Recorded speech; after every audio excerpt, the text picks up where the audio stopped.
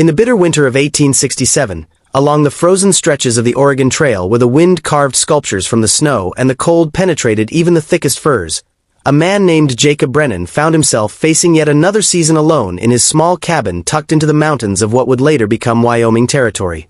Jacob was 32 years old but looked older, his face weathered by grief and hardship, his hands calloused from endless work, and his eyes carrying the kind of emptiness that comes from losing everything that matters. 3 years earlier, he had buried his wife Sarah and their infant son after a difficult childbirth that had claimed both their lives, leaving him utterly alone in a wilderness that suddenly seemed impossibly vast and unbearably silent. He had considered leaving, returning to civilization, perhaps going back to his family in Pennsylvania, but something had kept him there in that remote cabin, whether it was stubbornness, grief, or simply the fact that he no longer knew how to be around other people after so much solitude. Jacob made his living through a combination of trapping, hunting, and occasionally guiding wagon trains through the mountain passes when the weather permitted. It was dangerous work, but it kept him busy and distracted from the memories that haunted him during quiet moments. He had become known among the few settlers and travelers in the region as a reliable man, someone who knew the land and could be trusted, though he was also known for his silence and his reluctance to engage in more than the most necessary conversations. People respected his skill and his reliability, but they also sensed the deep well of sorrow that he carried with him and generally gave him the space he seemed to need. His cabin was modest but well built, situated near a stream that provided water year-round and surrounded by forests that offered game and firewood. It was enough for one man to survive, though it was far from the life he had once imagined when he and Sarah had first ventured west with dreams of building something lasting and beautiful. On a morning when the temperature had dropped so low that the trees cracked and groaned under the weight of ice, Jacob was checking his trap lines in the woods several miles from his cabin when he noticed something unusual in the distance. Dark shapes that didn't belong to the natural landscape, a disturbance in the snow, and what looked like the remains of wagons scattered across a small clearing. His first instinct was caution, as the sight of destroyed wagons in this territory could mean many things, none of them good. Attacks by desperate outlaws, conflicts with indigenous peoples defending their land, or simply the catastrophic failure of equipment in brutal conditions could all leave similar scenes of destruction.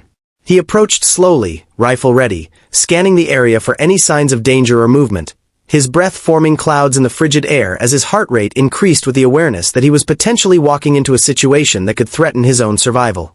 What Jacob found when he reached the clearing was a scene of absolute devastation that would haunt him for the rest of his life. 3 wagons had been attacked and destroyed, their contents scattered across the snow, frozen bodies lying where they had fallen, and evidence of violence everywhere he looked.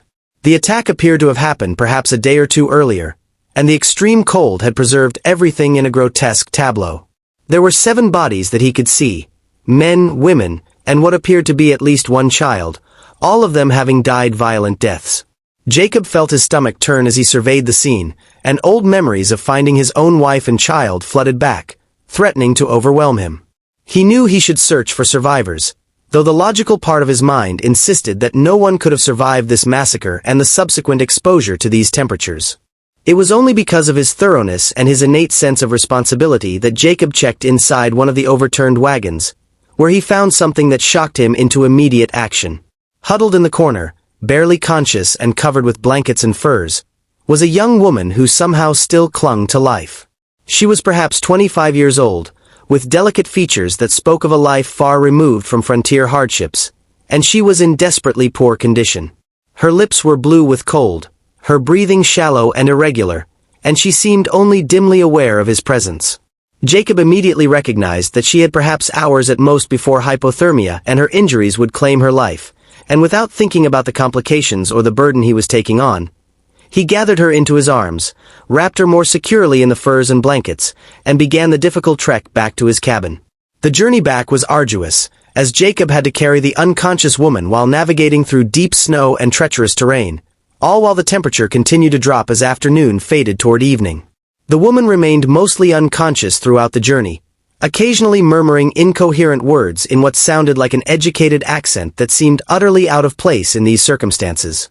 Jacob focused entirely on the practical challenge of getting her to shelter, pushing aside questions about who she was and how she had come to be in that wagon train. His arms ached from carrying her weight, his lungs burned from the cold air, and his legs trembled with exhaustion, but he pressed on with a kind of determination that came from having a clear purpose after years of aimless survival.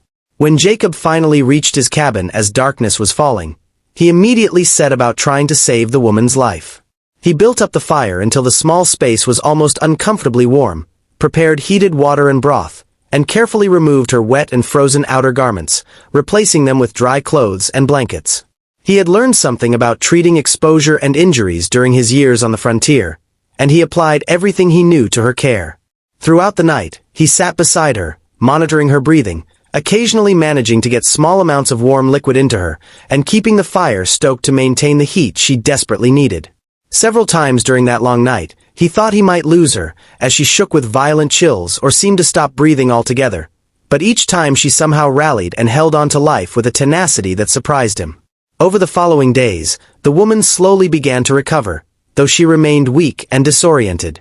When she finally regained enough consciousness to speak coherently, Jacob learned that her name was Catherine, though she seemed reluctant to share much more information about herself.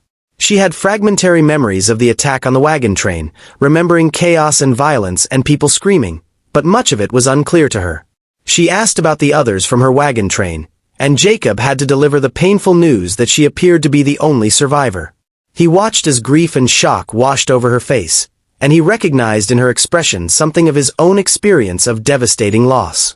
She wept quietly, and Jacob found himself surprisingly moved by her sorrow, having thought himself too hardened by his own grief to be affected by anyone else's pain. As Catherine's physical condition improved over the following weeks, Jacob began to learn more about this unexpected guest who had entered his solitary life. She was clearly educated and refined, with manners and speech patterns that indicated a background of wealth and privilege. She knew things about art, literature, and music that seemed absurdly removed from the harsh realities of frontier survival, and sometimes Jacob would catch himself simply listening to her talk about things he hadn't thought about in years, finding unexpected pleasure in these glimpses of a wider world. Catherine was careful about revealing too much about her specific background, deflecting his occasional questions with vague responses, and Jacob respected her privacy, understanding that everyone on the frontier was often running from something or trying to leave behind a past that no longer served them. What Jacob didn't know, and what Catherine was desperately trying to keep hidden, was that she was actually Baroness Catherine von Rothstein, daughter of one of the wealthiest families in Austria and heir to a fortune that would be almost incomprehensible to most Americans. She had fled Europe after a scandal involving a broken engagement to a cruel nobleman her father had chosen for her, seeking freedom and a new life in America where titles and family connections might matter less than personal character and independence.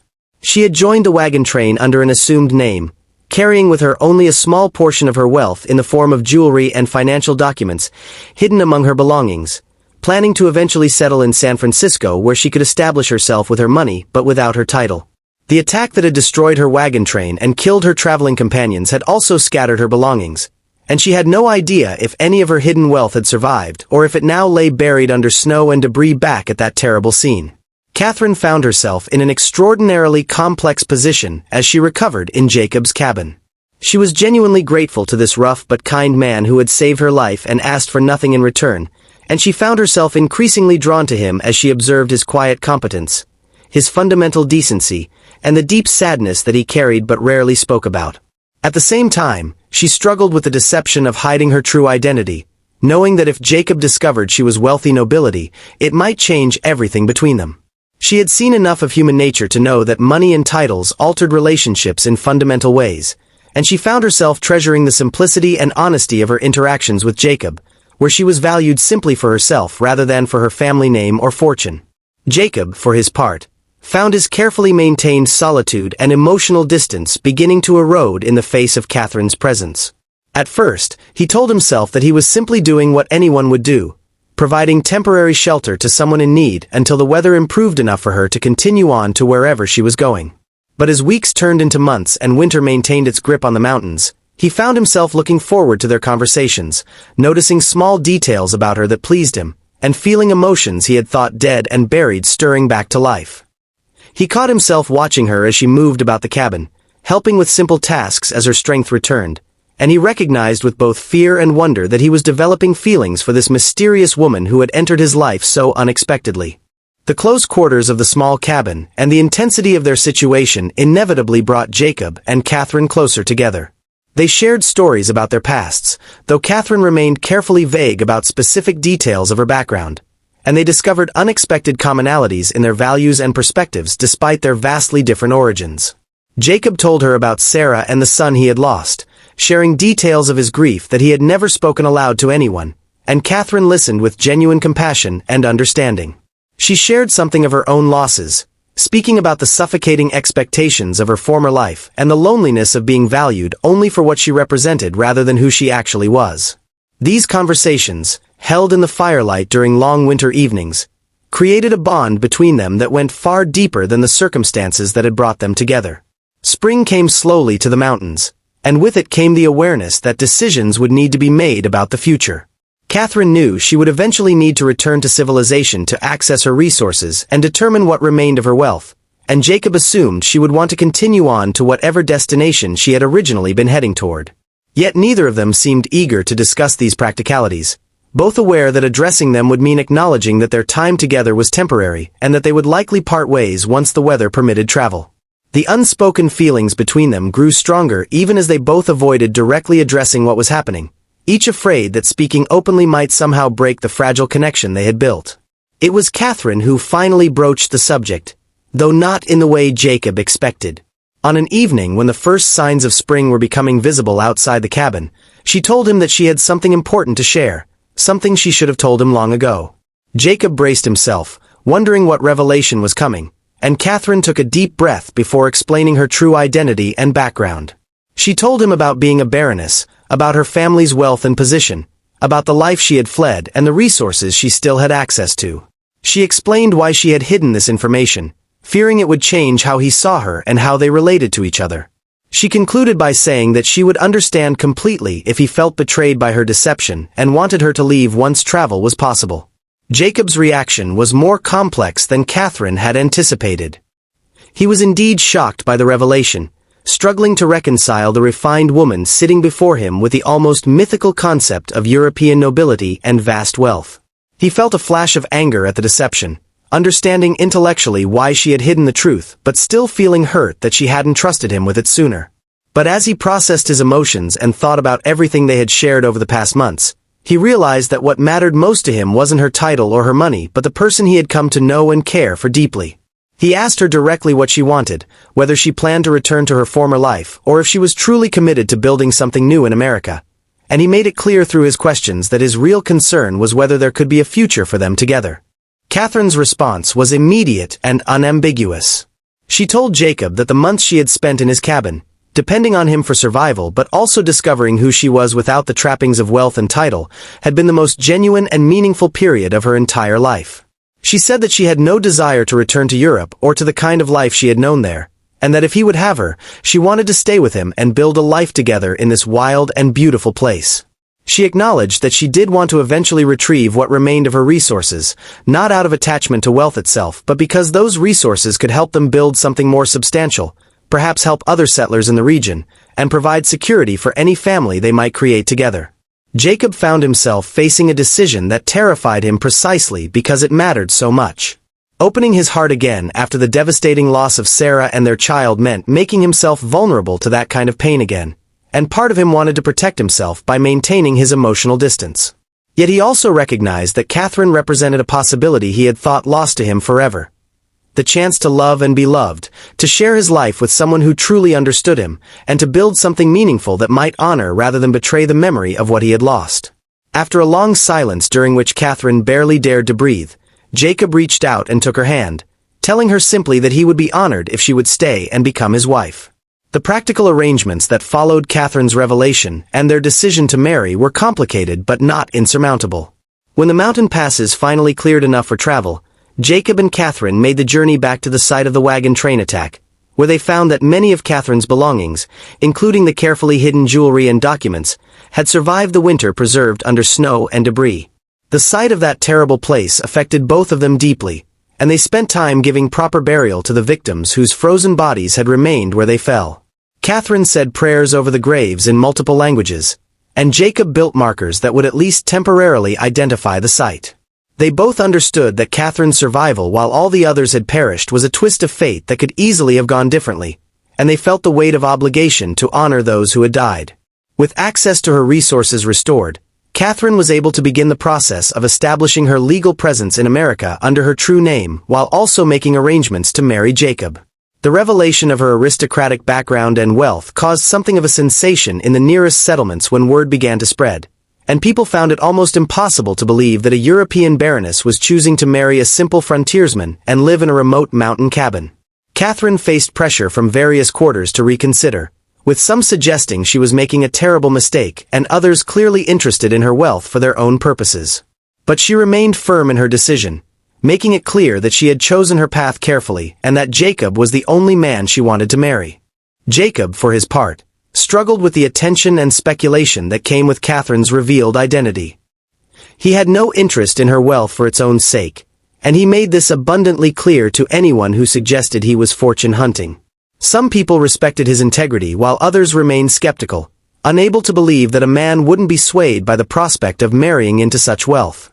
Jacob and Catherine navigated these social complications together, presenting a united front and making it clear that their relationship was based on genuine love and mutual respect rather than financial considerations. They were married in a simple ceremony that Catherine insisted on keeping modest despite her resources, wanting their wedding to reflect the honest and unpretentious nature of their relationship.